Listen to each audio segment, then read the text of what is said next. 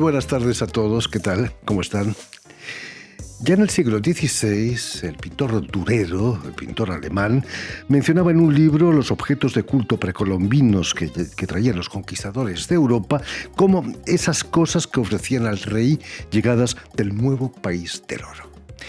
Objetos que desde entonces han llenado museos y sobre todo los famosos gabinetes de curiosidades envueltos de misterio y exotismo. Pero nuestra invitada de hoy, la investigadora francesa Micaela Neveu, quiere devolverle su origen sagrado en su libro Código Precolombino, Mensajero de los Dioses, que presenta el próximo sábado 20 de septiembre en la librería Cienfuegos, aquí en París. Muy buenas tardes, Micaela. Muy buenas tardes, gracias por tenerme en tu programa hoy. Bienvenida a Radio Francia Internacional. Gracias. Hemos comprendido aquí en Europa el sentido real del arte precolombino.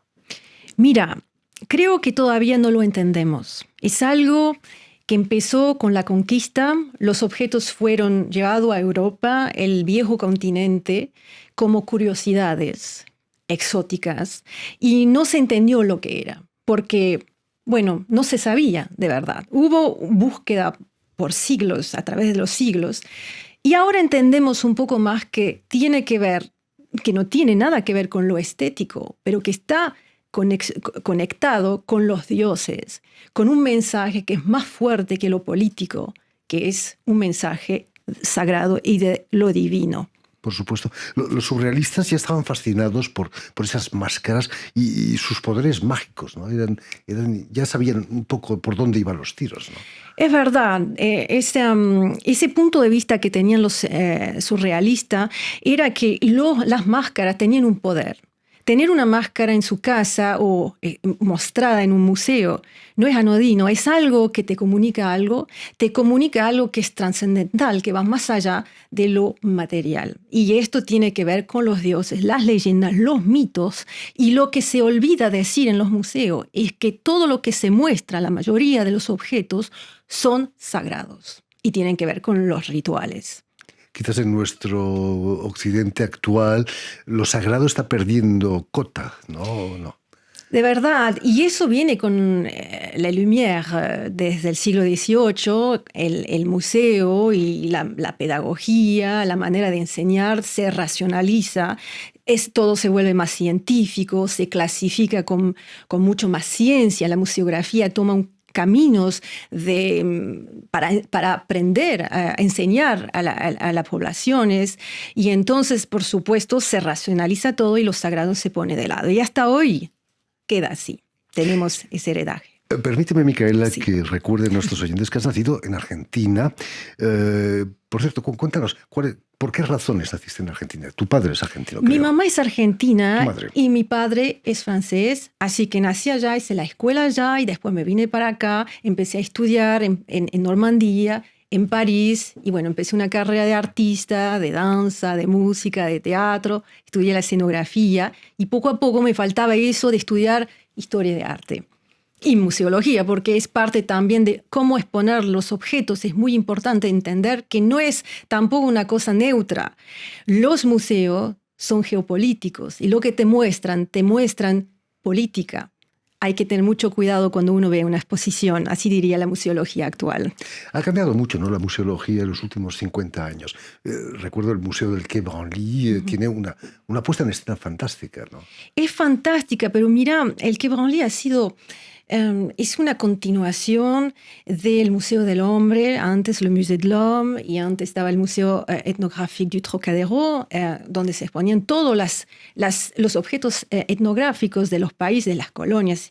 Y cambiaron de método y aún sigue criticado porque está todavía esa visión colonialista que se le critica porque mezclan mucho las cosas, les faltan poner más características. Todas las culturas no son iguales, hay que identificarlas diferentemente y por ahí está. Sí. Los que buscan le encuentran mucho misterio y poca ciencia. No es un arte puramente decorativo, como nos decías, ¿no? Tenés muchísima razón, no es decorativo para nada. O sea, cuando se habla de decoración, que sean por los colores que se utilizan en la cerámica, por ejemplo, no es decorativo, tiene un significado. Cuando es rojo se habla de la sangre, de lo vital, y todo así es codificado, todo tiene sentido. Es muy importante recordarlo.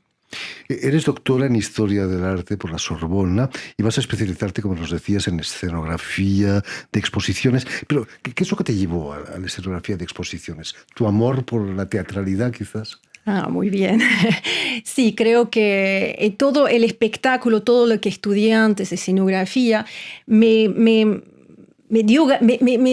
inspiró para hacer escenografía de artes y de cuadros y de esculturas y de objetos de museos, porque, y bueno, viene conmigo. Es una ciencia.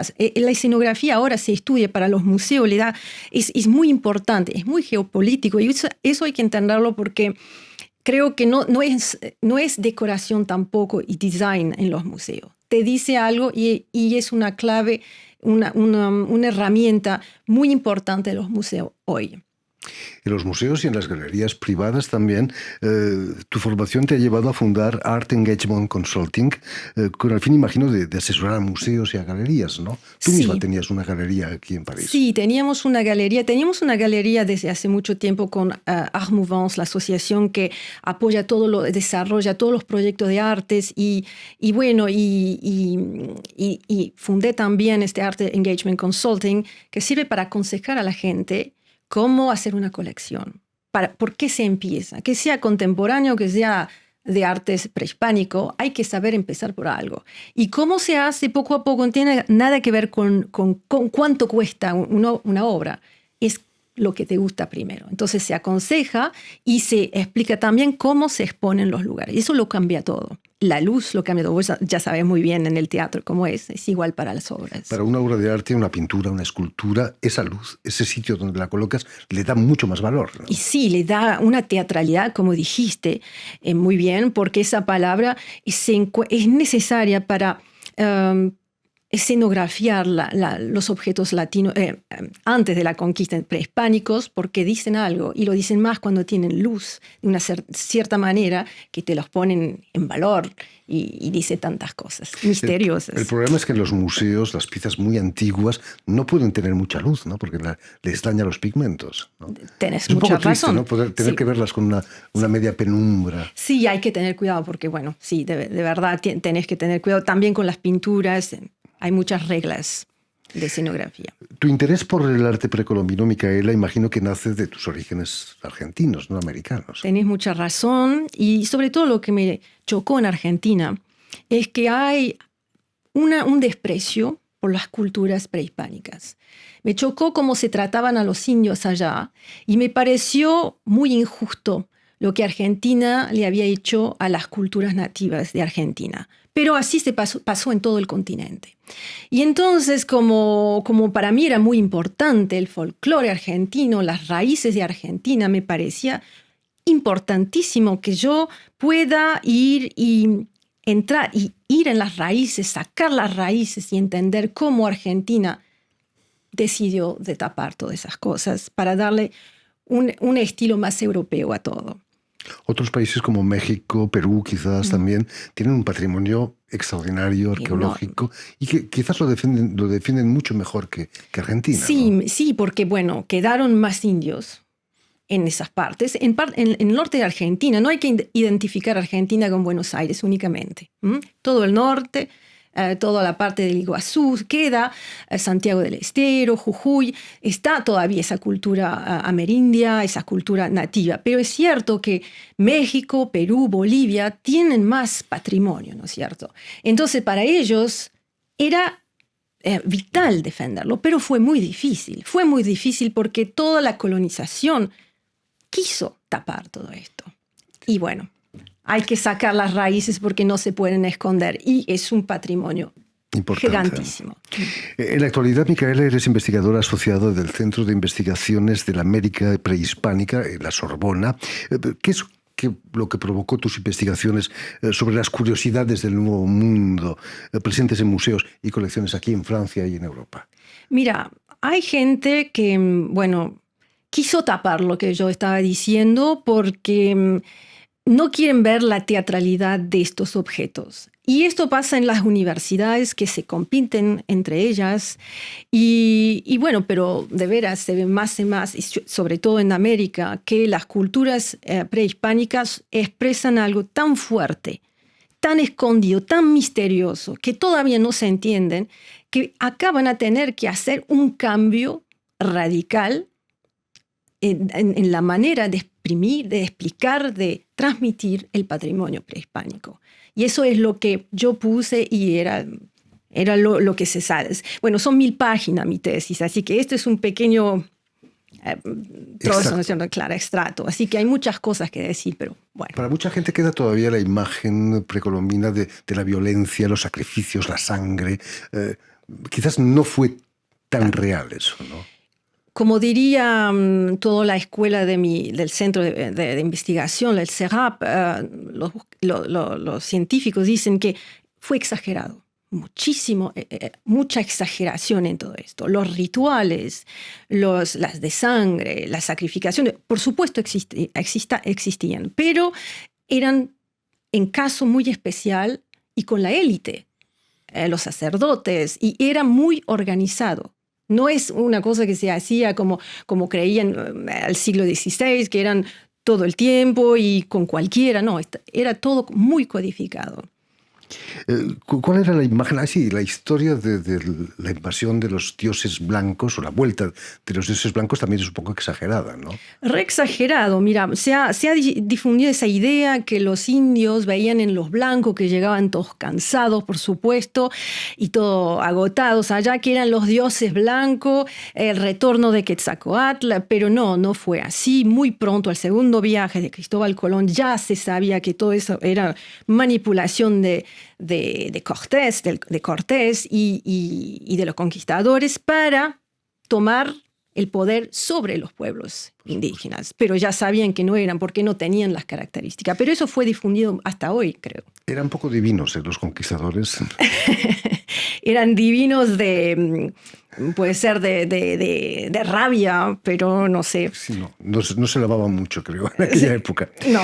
En tu libro nos hablas de Ínsula Hispana, un libro que dices que ha sido olvidado sobre la conquista filosófica. ¿Qué es ese libro? Es un libro de Edmundo O'Gorman que habla, sí, un mexicano que publicó en el 1954 y que habla de la invención de América. Y este libro ha sido traducido muy tarde en Francia porque cuestiona, investiga la existencia de América. América no fue descubierta. América tomó mucho tiempo en construirse y en 1507 más o menos van a llamar el continente América, después de Américo Vespucio, y van a comenzar a llamarlo así, un continente que sale de la nada, que la iglesia no conocía. Qué raro, ¿no? No sabía, habían 3 continentes, pero no un cuarto continente desconocido, y bueno, y van a comenzar al Renacimiento a llamarlo América, pero siempre se ha llamado las Indias occidentales, por España, por ejemplo. Se seguía llamando así. Y bueno, y no fue descubierto el continente, fue procesado intelectualmente como los objetos. Y O'Gorman habla de eso en su libro, La invención de América, como la invención del arte precolombino, que no es un arte, son expresiones de los dioses, son mensajeros de los dioses. Es lo sagrado en la realidad. Esa gente vive en un mundo que es dual, entre la realidad y la no realidad, y vivía así. En tus investigaciones imagino que te han llevado a visitar colecciones aquí en Francia, en museos, quizás en París mismo. ¿Has descubierto algo que te ha fascinado en particular? ¿Algún códex quizás? ¿Alguna cerámica? No sé. Lo que yo he visto, sobre todo, es los mitos que hay en los museos. Y me chocó mucho la historia de los cráneos de cristal. Porque hasta los años 90, los cráneos de cristal, que han expuesto en las películas, Indiana Jones, los nazis tenían un cráneo de cristal, no sabían si era azteca o maya, se mezclaba todo. Y bueno, lo que me chocó es que, sobre todo, es que tenían estos cráneos de cristal como si fueran verdaderos. Y pequeños carteles, como si las cartelas, que explicaban mal lo que era, porque son 2 líneas. Y bueno, y se creía que eran verdaderos cráneos de cristal. Y bueno, se supo que no, que eran un fraude total, y creado por un francés que era Eugène Bourbon. No sé si oíste hablar de él, pero... Y bueno, son fascinantes porque son increíbles. Eso es una invención de objeto, porque, por supuesto, los aztecas utilizaban los cráneos, pero de los sacrificados, pero no en cristal, no lo fabricaban en cristal. Así que me chocó eso más que todo porque los objetos son tantos que podés pasar horas meditando adelante, pero son tan fascinantes que vos te quedás con las máscaras, con las esculturas, en meditación viéndolos. Es fantástico, increíble. Cuentas que el siglo XIX fue la era del americanismo romántico. Aquí en Francia, en Nancy, se hizo una gran exposición, ¿no?, de arte primitivo americano. Uh-huh. ¿Qué supuso esa exposición? Era una manera romántica también de ver esos indígenas. Bueno, cuando se dice romántico quiere decir que, bueno, es más la emoción que sobresale que la experiencia científica. Los objetos se vuelven etnográficos porque, bueno, al principio cuando llegan a los gabinetes de curiosidades de los Habsburg, por ejemplo, son muy calificados de objetos exóticos, no son considerados lindos en el siglo XVIII, son feos, los indios no tienen el sentido de la estética de lo bello como lo tenemos con la idea platónica. Y poco a poco se van a volver objeto de estudios etnográficos. Pero bueno, se estudian, no se sabe casi nada, se expone con errores, se mezclan con lo egipciano, con lo egipto, perdón.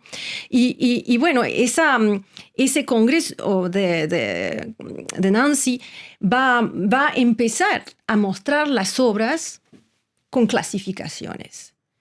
Bueno, ya es temprano, está la Sociedad Americanista de París y se van mostrando muchos objetos traídos por Bourbon desde México y de unos arqueólogos que estaban con la expedición francesa a México en el siglo XIX. En fin, pues ya lo saben, tienen una cita este sábado, 20 de septiembre, en la librería Cienfuegos, aquí en París, para la presentación del libro de Micaela Neveu, El Código Prehispánico, Mensajero de los Dioses.